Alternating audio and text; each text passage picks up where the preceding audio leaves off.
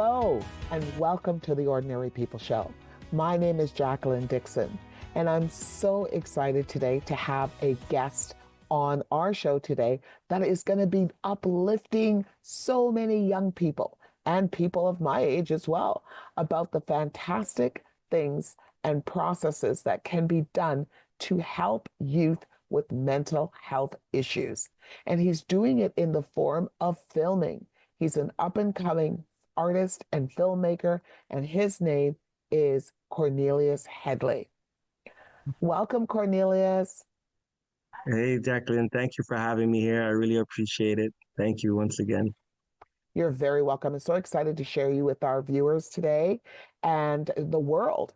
And I want to talk about what you're doing and how you're doing it by using mental health and filmmaking as a means of getting the message out about recovery, hope, and strength where mental health issues for young people are concerned.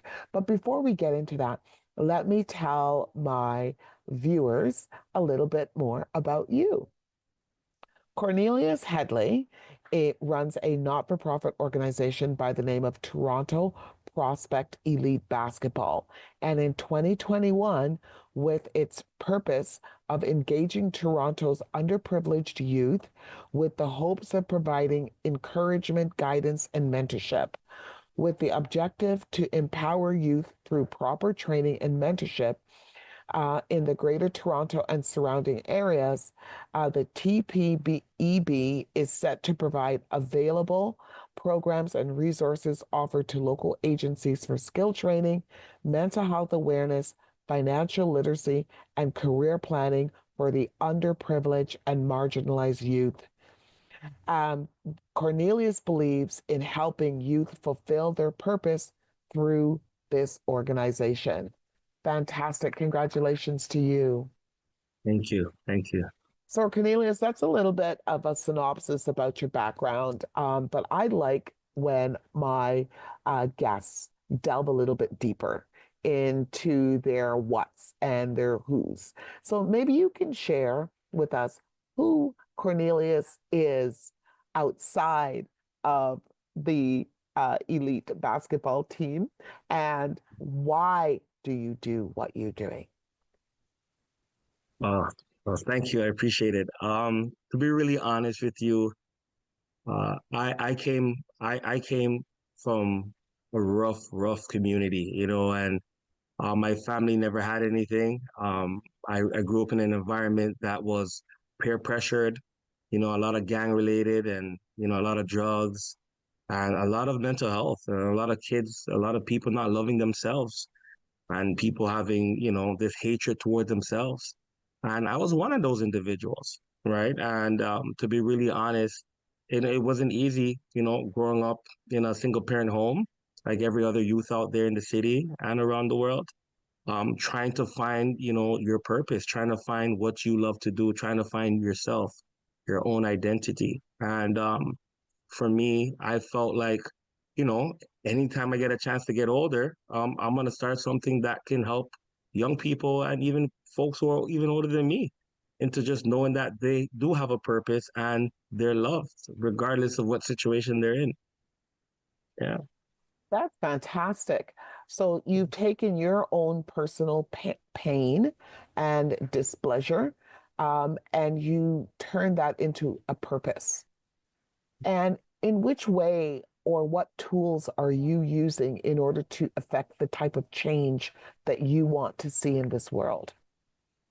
Well, for me personally, just being around people, being myself, being honest, being truthful, being real, and letting people know that they're not in this alone. And like for me personally, using arts, using sports is a outlet to definitely make sure things are where it's supposed to be. So I totally feel like having those things as a medium to push my dream, my goals, my purpose around individuals who don't have that drive will give them a hope of sense of opportunities to make sure that things are in their life is better and making sure that things in the future can change for them and not look back to the past. And I mean, I think that's what that kind of put me down a lot in my days, is just looking back into the past. And so now that I'm in this position now where I can provide opportunities not only for youth, but myself, young people, older folks, seniors, is definitely a great venture to be on. I totally agree with you, and kudos to you for doing that. I want to say that in many cases where individuals who've had a difficult upbringing, a and background as a result of their environment, many of them would say to themselves, "Listen, I just want to get out of here, and I never want to look back." And they find themselves in an opportunist situation where they no longer are affected by those circumstances. But they don't really feel a need to go back into an environment that was displeasing and uncomfortable and painful. But you decided to do that. So what light bulb went off that made you say, I can't just get out of here and run. I got to go back and help somebody else? Uh, I can say, to be really honest, a couple years ago, I almost took my life. And that that one phone call from a friend that I haven't spoke to in a few years gave me a call and told me, like, just called me just out the blue and just said, Cornelius, I just want to let you know I love you, man. And like, I don't know why I'm calling you to tell you this. And I just want to let you know I love you. And was the time I was supposed to take myself out. And that showed me that I am loved, right? And I felt like I was in love. I felt like everything was on me. I felt like I was the black sheep of my family, the black sheep of my friends, in my community, on my basketball team. But that one phone call that I got a few years back definitely ignited me to push this dream, to push this opportunity where it could be. And I never looked back since. That's absolutely amazing. And and really thankful to that friend who made that phone call at that particular time for you. Let's talk about the your very first venture in philanthropy. It seems like it started off on the basketball court or in the sports arena. What came of that?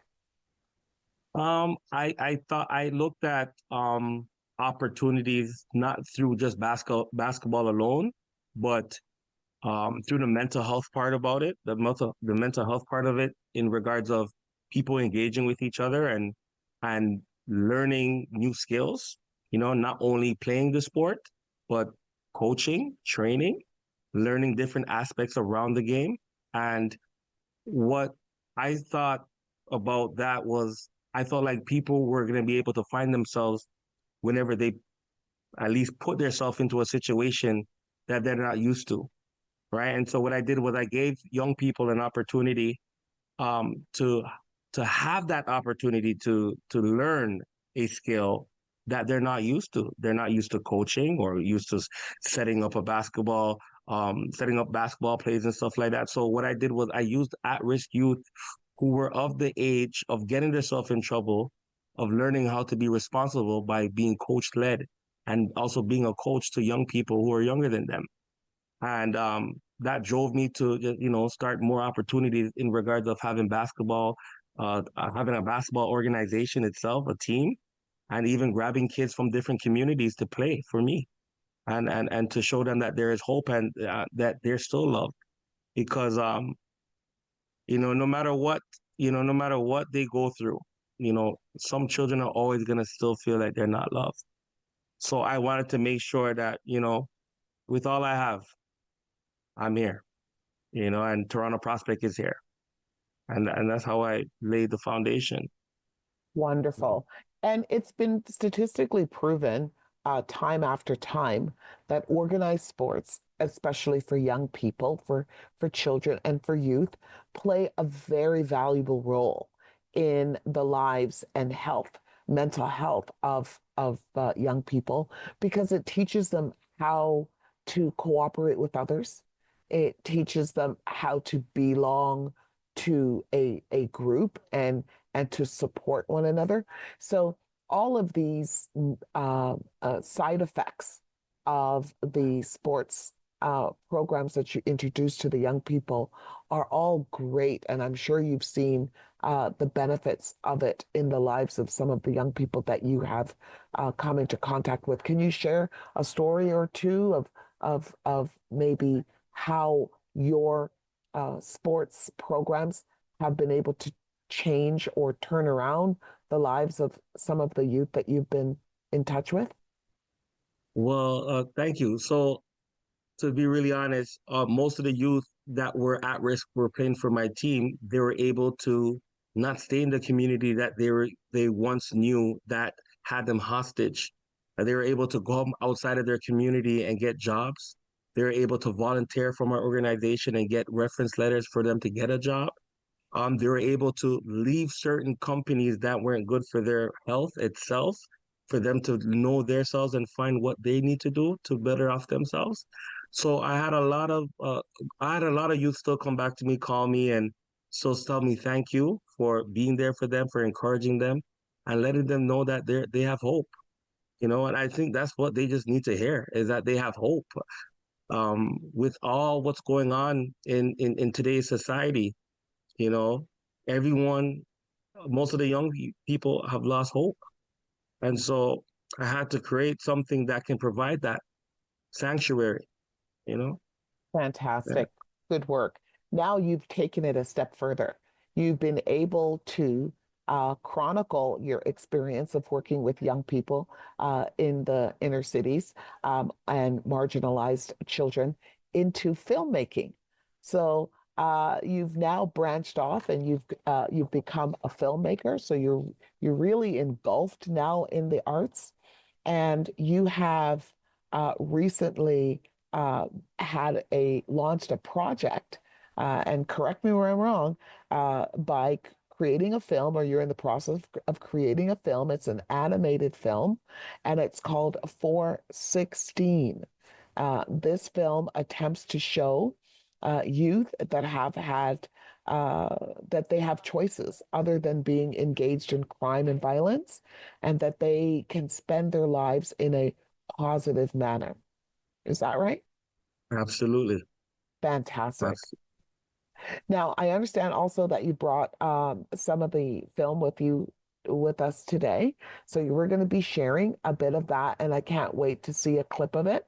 And then, of course, we're going to talk about it after we see the clip, and we're going to do it right after the break. So I would like you to stay with me today, and my viewers, just stay with us as we take a quick commercial break and come right back to talk to Cornelius Headley about his filmmaking venture called 416.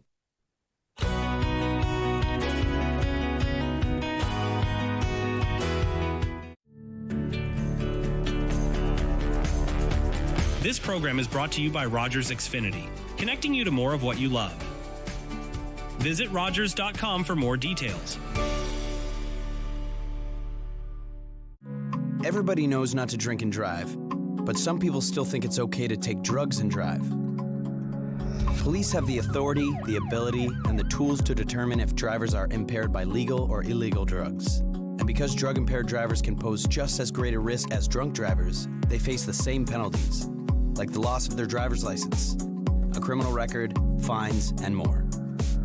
A message from the RCMP, the Canadian Association of Chiefs of Police, and Arrive Alive, Drive Sober. You're watching an interesting local show on Rogers TV and you want to know more. That's when you head to rogerstv.com. Our website provides more information about our programs, our hosts, our schedule, and about how you too can get involved with Rogers TV. Visit us online at rogerstv.com.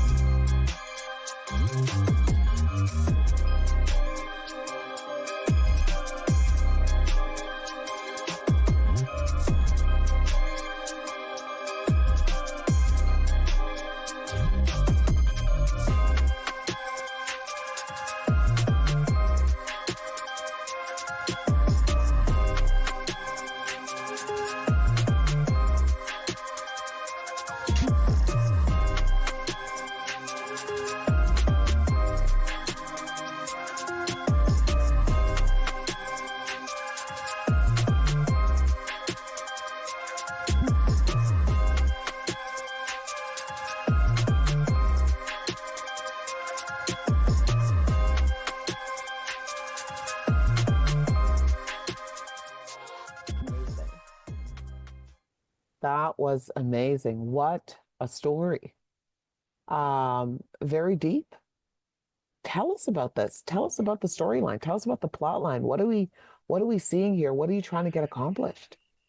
To be really honest, it's the best of both worlds. When the original real film is a 3D animation and live action film, but this is a comic book where I wanted to release very shortly. But what's going on and what you guys are seeing through this trailer is that um, this is what youth today and back in the days struggle with till today. And what happens is they're not able to make a choice because they're around it. They're not seeing anything outside of their environment for them to make a choice if they should really do these things or be positive for the rest of their life. And so what happens is it can relate. And people can relate of losing a family member, losing a friend, being in a situation where they were in a situation as in being in a gang, however, came out of it based on decision they made based on for themselves and their purpose. And so what I wanted to show in this clip was basically everyone from every neighborhood across the world, no matter what ghetto, garrison, project, it can be in El Salvador, every community suffers with losing a loved one and also retaliating based on losing a loved one. So what I wanted to show was, these things don't have to happen. It can happen in a dream, right? But it doesn't have to happen in real life, right? And so what I wanted to show was this is basically a dream happening, and no one knows that it's a dream, and not even the character himself knows it's a dream. He's living, but he wakes up at 4:16 in the morning and realizes it was just a dream. Those things could happen. It could have happened. It could really happen, but it doesn't have to happen, and it shouldn't happen. And so it's a decision that they have to make for themselves, right? It's like, you can bring the horse to the water, but you can't force it to drink. And that's the type of analogy that I had to put with it in regards of creating it that way to make sure it's relatable to everyone, to make sure it's not biased, it's not prejudice, and also make sure it's diverse, that every community can relate. So no one doesn't have to feel like they're alone.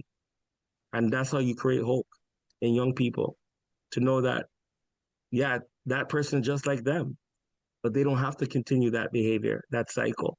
They can change the cycle by making the better decision of knowing what they really want to do in their life for the future. And so that's the reason why I had dropped it down that way, to be really honest. Fantastic. Thank you. So let me ask, why animated? Why did you choose that type of a delivery style? I chose the animation because I'm a multidimensional thinker. And I think of a quantum experience of the future. For me, as a kid growing up, I always thought 10 steps ahead. And I always felt like being picked on is because I knew things ahead and people didn't like that growing up for me. So I thought about, writing a lot as a child, as an adult, and writing things that can, predict the future, writing things that can change the future, and writing things that can tell you what the future can look like, if it continues or if it doesn't continue. Right. And so what I wanted to do was choose an animation because I felt like it would, it's a story that can reach a lot of youth and it's different. 3D animation is more of the time that we're in now, but it's hardly being used. And I thought about our city. I thought about the city of Toronto, the love that we have, the tourist attraction we get, the things that happen here, the events that we have, the people that live here. Everybody's wonderful here. And I don't think nobody's bad. I just think personally, just the decision that they make. Everybody has good intentions. It's just the decision that they make sometimes makes it the wrong way. But the animation was very more for youthful, give it more of a youthful look and of an understanding that um, things can happen, in a story, but also happen in real life. And so I wanted to show that these things can happen in real life. So that's why it's split into 3D and live action. Yeah. So the main character, um, is this a story that's based on a real life situation, or is it based on various different scenarios that you have encountered in your time spent working with the youth? Definitely based on scenarios that I encountered spending time with the youth and growing up too as well. So I mean, history repeats itself, right? Um, everybody has something of everyone, right? And when you see history repeats itself, you have no choice but to deliver it, in a different way. And that's what I wanted to show. So tell me now about how the film is progressing. What are your hopes and intentions with this film? I totally understand the animated concept, and I think it's brilliant. And I think it will relate to the target market that you're choosing to go after. But how are you progressing in the production of the film? Where can we hope to eventually see it? And whose hands do you want this to eventually fall into? Who knows, Spike Lee? I'm just joking. Hey, listen, wherever the compass points, to be really honest, this is a divine film that can definitely change the lives of many young people, even old folks. So, to be really honest, right now, where we're at right now is we're at fundraising right now. We're focusing on doing the fundraising. We're having an event in July. The dates will be posted next week, but we're going to be having a barbecue, a 416 youth fundraiser event where people from the community, kids from the community, adults, media stations, radio stations will get a chance to come by and meet and greet myself and the actors from the real life actors from these communities. And I mean, it's a process. Rome wasn't built in one day. We've been working on this. We've been rehearsing for about 4 to 5 years now. You know, in the studio, out of studio, on Zoom call, not on Zoom call, in person, not in person. So we've been, as a group, we've been really trying to practice and get the characters in. And I mean, everybody been playing their part well. Just the fundraising is where we need to get to complete the rest of this film. And I think, if we can get some funding by the end of this summer, within the year coming, we can get into the film festival as quick as possible. All right. What a great goal to have in order to launch this film. And we're wishing you the best in doing so. So at this stage in the game, your focus has been what you call the 416.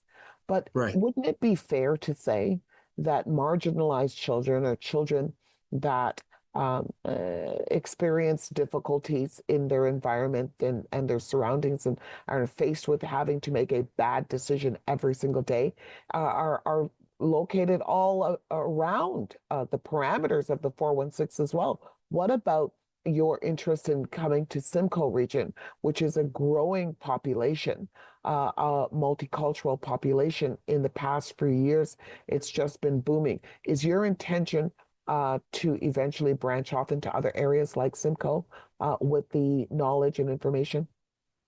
Absolutely. Absolutely. I mean, I didn't come to this planet to keep it to myself.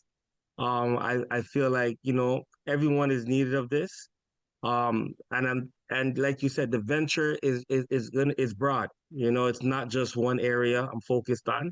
But in order to broad out that area, I have to start from somewhere.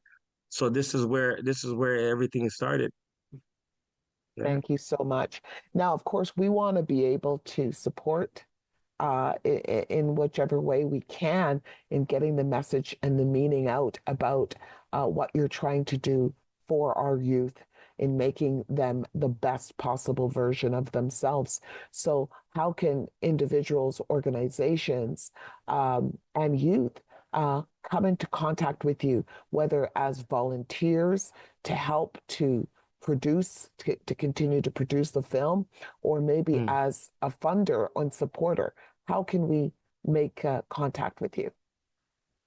Well, you guys can reach me at my Instagram page, TPEB_ball, or our film production page, 416.to, right? So 46TEEN.to, as well as you can contact me, free to contact. Our office number is 647-633-1741.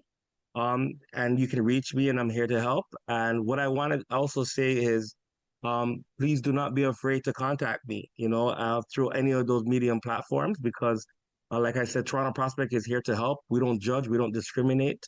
We're here to do, what we're supposed to do the right way. Right.